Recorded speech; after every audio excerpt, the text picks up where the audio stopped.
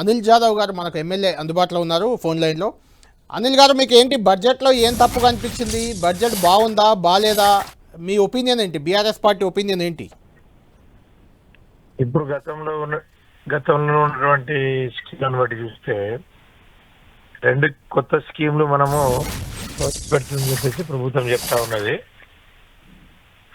ముఖ్యంగా ఏంటంటే ఏదైతే 6 గ్యారెంటీలో ఇచ్చినటువంటి ఏదైతే హామీలు ఉన్నాయో అవిటిని ముందుగా పూర్తి చేయాలి.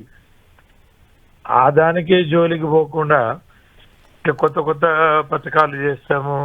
ఇప్పుడు మధ్యాహ్నం భోజనంలో కొత్తగా ఏమున్నది, ఒక ఇంటర్మీడియట్ లో పెట్టిండ్రు. మిగతాదైతే ఆల్రెడీ మధ్యాహ్న భోజనం బ్రేక్ఫాస్ట్ ఆల్రెడీ నడుస్తూనే ఉన్నది. పాతదే కదా, సీఎం గారే వాళ్ళ కూడంగానే బ్రేక్ఫాస్ట్ చాలు చేసిండ్రు. ఇవన్నీ కొత్తదే కాదు కదా, పాతదే కదా. రెండవది ఏదైతే ట్రైబల్స్ విషయంలో గతంలో బడ్జెట్ లో కేటాయించిన దాంట్లో 2,000 కోట్లు కూడా ఖర్చు పెట్టలే. ఇప్పుడు 7,900 కోట్లు అని చెప్పేసి కొత్తగా, గతంలో 2,000 ఖర్చు పెట్టలే, ఇప్పుడు ఇంకా 7,900 కోట్లు ఏడికెళ్ళి ఖర్చు పెడతారు. అంటే ఇది చూపడానికే తప్ప ఖర్చు చేయడానికి కనబడతలేదు.